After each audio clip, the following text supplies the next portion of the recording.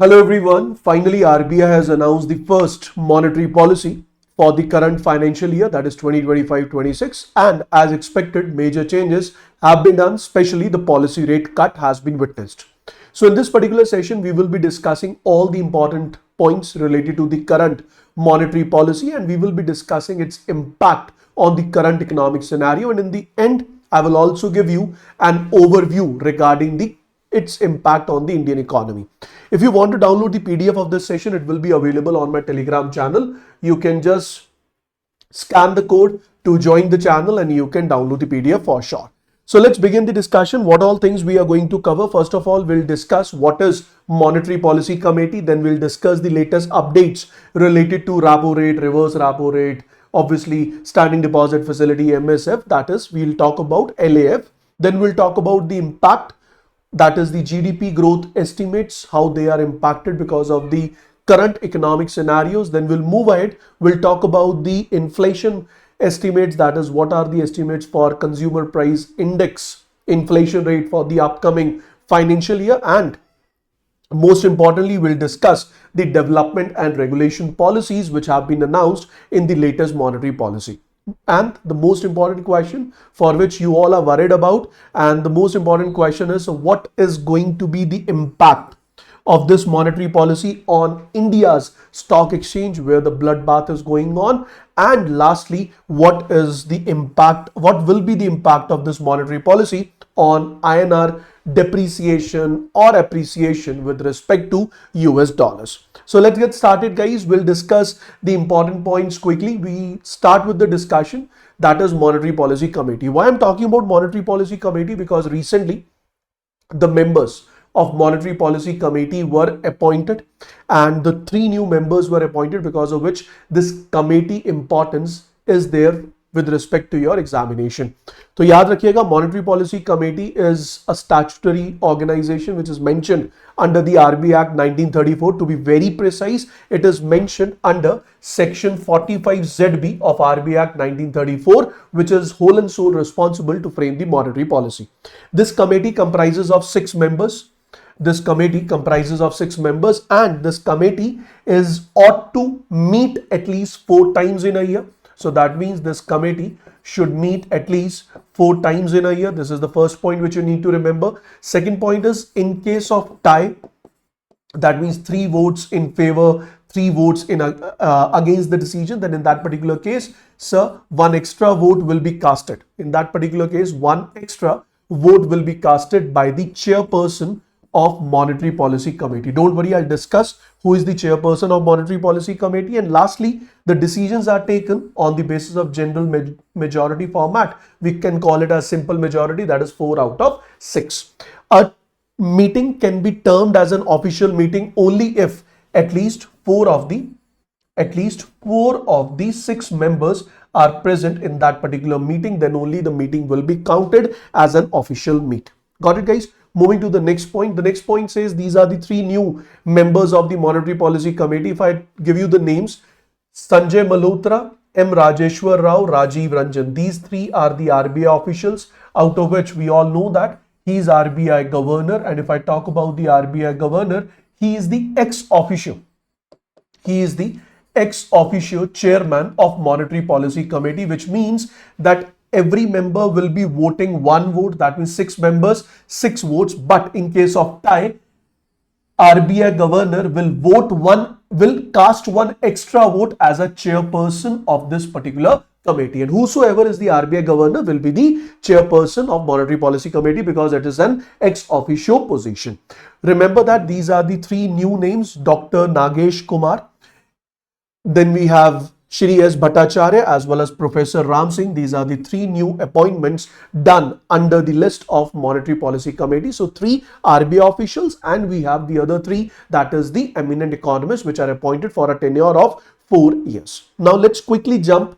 What are the changes which have been announced under the current Monetary Policy Committee? Then I would say, as expected, RBI has reduced the monetary policy rate, that is the policy rate, and we all know that we call repo rate as a policy rate, and repo rate was earlier 6.25%, which has cut down to 6%. If you remember, in February it was 6.50%. So from 6.50%, 25 basis point was cut to 6.25, and now it has been cut to 6%. So till date, we can say in total 50 basis point have been reduced.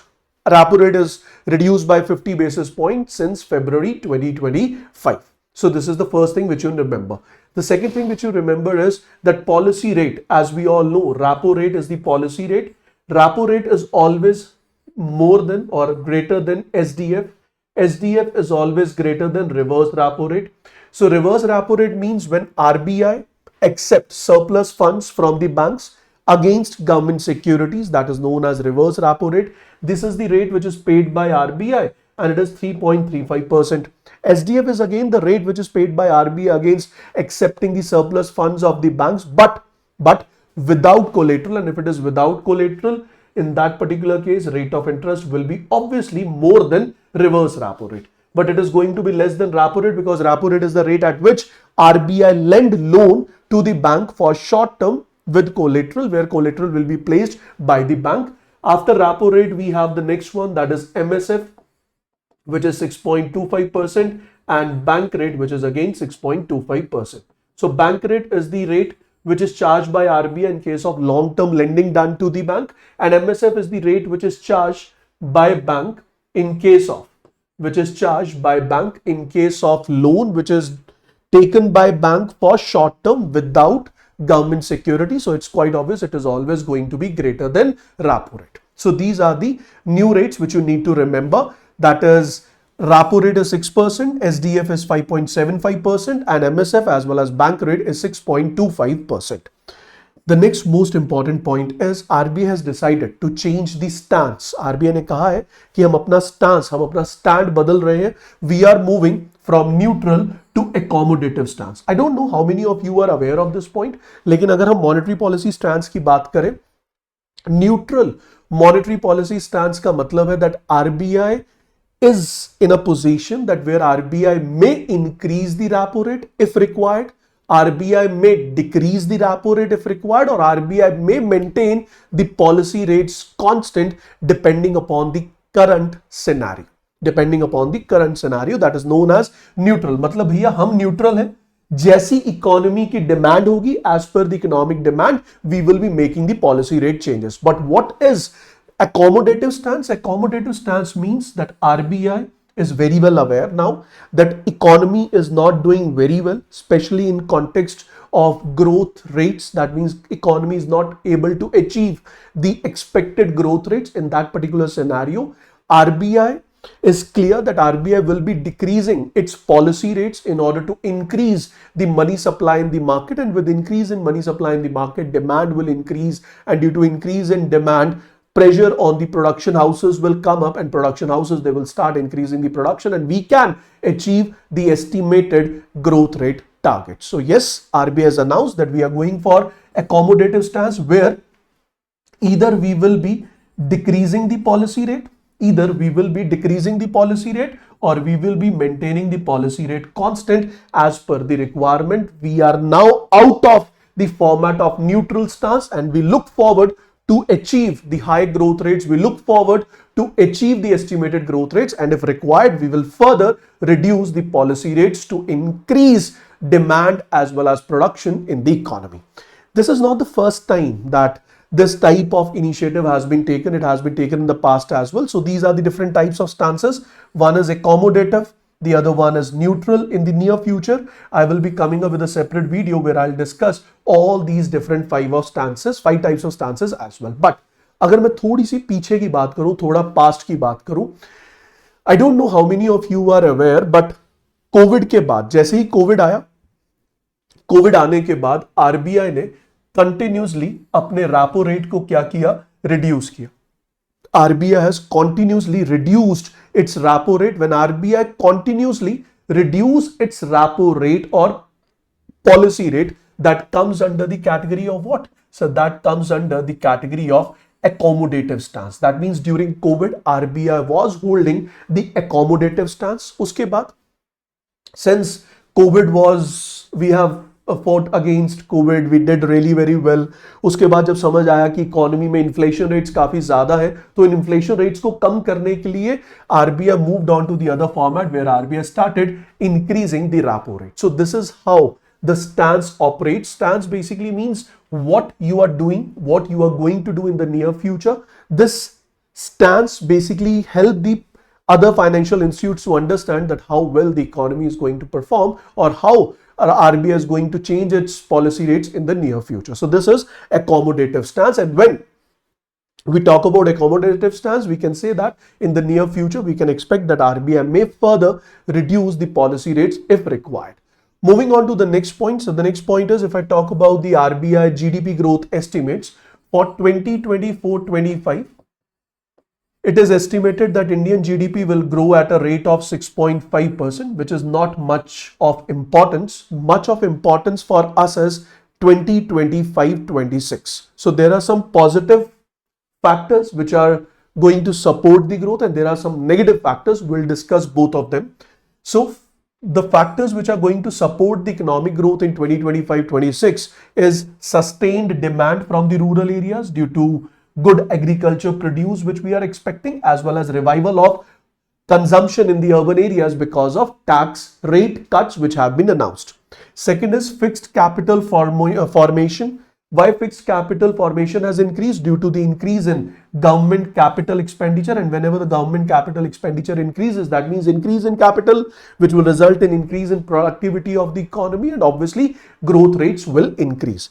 Then we have higher capacity utilization and healthy balance sheet of corporates as well as banks. They are expected to support the GDP growth of the nation. But there are some points where we need to worry about. So the point we need to worry about is trade war which is going on, as the tariffs which have been announced by US, and we know that US is the largest trade partner of India after China, and in terms of exports, we export highest volume and value of goods and services to US. But if these tariffs are going to be introduced, or if they are going to be implemented, they are going to directly impact the exports of the nation. The moment exports will fall down, obviously production will fall down, GDP will fall down. So first one is merchandise export is a point of worry. Service exports, which may decrease in the near future, is a point of worry, and there is the disruption in the market due to the current tariff scenarios, which will impact not only the global growth but it will impact the national growth as well. तो इन सारी चीजों को दिमाग में रखते हुए RBI has estimated that for 2025-26 India's GDP will grow at 6.5%.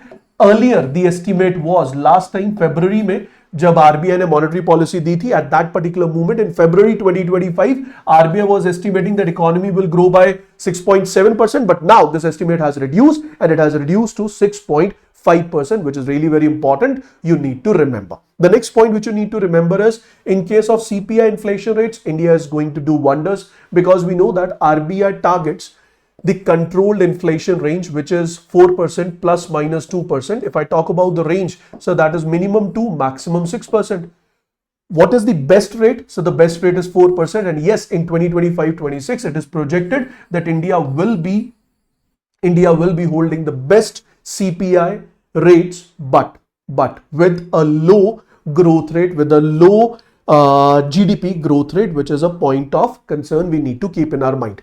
So in 2025-26, earlier projection was 4.2% for the CPI inflation rates. These projections are from February 2025, but now this projection has been revised, and in 2025-26, India will witness an inflation rate of 4%. In the report, RBI has given the quarterly reviews as well, quarterly GDP estimates, quarterly CPI estimates. I have not included in the discussion because that is not required. If you know the overall rates, that will solve your purpose in phase 1 as well as in the phase 2 examination. Moving on to the next point, or I would say the next segment of the monetary policy, where RBI Governor, obviously Honorable Governor of RBI Sanjay Malhotra ji, he has made certain statements regarding development and regulation policies. So what are these development and regulation policies? अगर मैं बहुत simple terms में कहूँ, ये जो statement दी जाती है development और रेगुलेटरी पॉलिसीज में, ये स्टेटमेंट वो स्टेटमेंट्स है जिससे हमें ये पता चलता है कि आरबीआई आने वाले दिनों में क्या क्या चेंजेस करने वाला, किन किन सेगमेंट्स में नए नए सर्कुलर्स, नए नए नोटिफिकेशंस पब्लिश करने वाला है. So all those areas which are being discussed in this segment means these are the future circulars, future reviews, future change in RBI norms for different segments. So this time we have three segments which have been targeted. One is regulation. Second one we have after regulation is payment system, and the third one after payment system we have is fintech. So let's discuss about all of them one by one and quickly give a quick discussion on the same. So the first point we have is that is securitization of stressed asset framework. You can read the PDF, you will get it in the PDF form on the Telegram channel, but if I give you the overview, what it actually says. देखो, जब भी कभी bank का loan NPA हो जाता, whenever the bank's loan is declared as NPA, we know that banks sell its NPA to the ARC, and this selling of NPA to the ARC is done in the form of cash as well as security receipts. Now what ARC will do, sir? ARC will issue marketable securities. ARC will issue marketable securities against the collateral asset. तो जो भी आपका collateral asset है जो आपके bank ने transfer किया ARC के नाम पर, तो ARC ने उस asset के अगेंस्ट marketable securities को इशू किया और उनसे फंड रेज करके the payment has been made to the banks. तो ये कहा गया कि अगर ये फॉर्मेट ARCs के थ्रू हो रहा है तो why not we directly allow the banks to issue the marketable securities in order to recover their loan. So rather than depending on ARC, rather than involving ARC, rather than paying commission to ARC, RBI has come up with the proposal कि क्यों ना banks को directly allow किया जाए that they can issue the marketable securities. तो उसके context में अब आने वाले दिनों में we are going to get some of the updates. लेकिन इसमें हमें क्या याद रखना है या क्या पॉइंट इंपॉर्टेंट है, sir? RBI has released a discussion paper that is securitisation of stressed asset framework back in January 2023, जहां आरबीआई चाहता था पब्लिक से, मार्केट से कमेंट लेना कि क्या होना चाहिए, क्या चीजें अप्रोप्रिएट होंगी. इस पर्टिकुलर पेपर में आरबीआई ने यही बात की, to enable the securitisation of stressed assets through market based mechanism directly by the bank in addition to the existing ARC route. तो एआरसी रूट के साथ साथ क्यों ना बैंक्स डायरेक्टली सिक्योरिटीज को मार्केटेबल फॉर्म में इशू करके अपने फंड्स को रेज कर ले. सो इसके ऊपर अब बहुत जल्द हमारे पास एक नॉर्म, एक रिव्यू और एक गाइडलाइन आने वाली है आरबीआई की. सेकंड पॉइंट की अगर मैं बात करूं तो second point is related to co lending. Co lending का मतलब क्या होता है? अगर हम को लेंडिंग की बात करें, को लेंडिंग का मतलब है जब एक इंस्टीट्यूशन दूसरे इंस्टीट्यूशन के साथ मिलकर, two institutes they come together and they provide loan to a single entity, that is basically known as co lending. लेकिन ये जो को लेंडिंग है that is basically talked in two different formats, where one side we have an institute that is bank and on the other side we have an institute that is NBFC, जिसमें दोनों का फायदा हो. Bank का फायदा ये कि जो लिमिट्स बैंक फुलफिल नहीं कर पा रहा वो एनबीएफसी के थ्रू फुलफिल करेगा. एनबीएफसी को फायदा ये कि एनबीएफसी के पास उतने फंड्स नहीं थे, but now NBFC have received the funds from the bank so that the lending can be done. अगर आपको याद हो, we have studied priority sector lending, और प्रायोरिटी सेक्टर लेंडिंग में I have mentioned an number of times that bank will provide loan to NBFC and NBFC will further provide loan in a certain category which will be counted in the category of which will be counted in the arrangement of priority sector lending for the banks. तो इसे हम क्या कहते हैं? That is known as co-lending. But this co-lending is currently available for banks and NBFCs, and that too for priority sector loans alone. Now RBI has come up with a statement that we are going to expand this.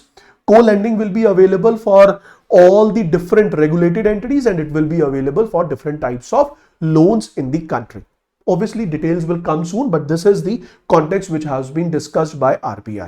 The next topic which has been talked about RBI Governor is that is review of guidelines for lending against gold jewelry. That means if you are borrowing the loan against gold jewelry, you can borrow from banks, NBFCs and other lending institutes which are available in the economy. But the norms which are practiced by all these institutes is different. So in order to overcome these different norms, in order to bring standardization, in order to bring uniformity, RBI has come up with a statement that now RBI will be coming up with a, we can say, notification, press release and circular, under which RBI will come up with a standard, with the standard regulations which are ought to be followed by all the regulated entities while providing loan against the gold jewelry. While providing loan against the gold jewelry, this announcement has been made. And the last announcement which has been made is related to non-fund based facilities.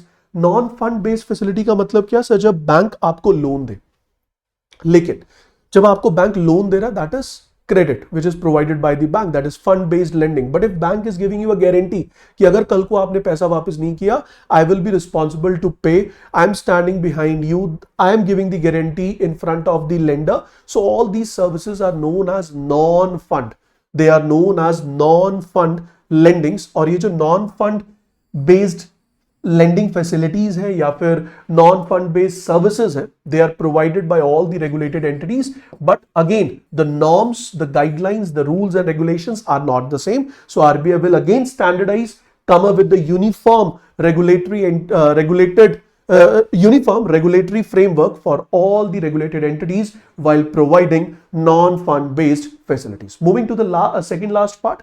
The second last part is related to payment system. So UPI की जो limit है, P2P per transaction limit is 1 lakh. P2 merchant per transaction limit is 2 lakhs. और कुछ specific cases में it is allowed at a value of 5 lakhs also, where we talk about health payments, insurance, health insurance payments, or maybe IPOs or any other kind of specific payments which are allowed. There you can make a payment of per transaction of 5 lakh rupees under UPI. तो RBI ने अब कहा कि अब से regular format पर NPCI will be reviewing the UPI पर transaction limit in consultation with the bank. पहला पॉइंट. दूसरा पॉइंट ये कहा गया कि जो बैंक्स हैं, they will be allowed, they will be still given the power that they can independently decide the limits which they want to offer to their customer, but those limits should be within the purview of the limits which have been decided by NPCI. That is the second thing which has been announced. Last but not the least is the fintech wala part. In case of fintech wala part, I hope you all have heard about regulatory sandbox. Regulatory sandbox असल में है क्या? जब भी कभी आप एक नया प्रोडक्ट लॉन्च करते हैं, for example you launch a new fintech application, or in a fintech application you launch a new product, उस प्रोडक्ट को पब्लिक तक पहुंचाने से पहले, उस एप्लीकेशन को, उस सर्विस को पब्लिक तक पहुंचाने से पहले, it goes under a test, and that test is conducted under the word that is regulatory sandbox. अब regulatory sandbox में whenever you want your product to be tested, your application to be tested, then it is tested under a particular theme. For example, security related theme, for example, fraud related theme. तो उसमें क्या होगा कि your application, your product will be checked, will be reviewed for that given theme only. कि क्या ये product, क्या ये application fraud proof है, क्या ये एप्लीकेशन सिक्योर है. But in order to overcome this specific testing, now RBI has come up with a term that is neutral theme. Neutral theme या theme neutral means when you register yourself under the regulatory sandbox, you can mention on your end that what kind of reviews you are looking forward for your particular product or application, and even if you don't mention, then overall review of that product or application will be done. Secondly क्या होता है कि अगर आज मैंने एक application बनाई और मैं चाहता हूं कि it should be reviewed by the regulatory sandbox, उसके लिए क्या होता है, पूरे साल में you get a window of generally 3 to 4 months or 5 months where you apply, and once you apply, then after that your application is being taken or your product is being put into the regulatory sandbox and it go for testing for next 6-7 months.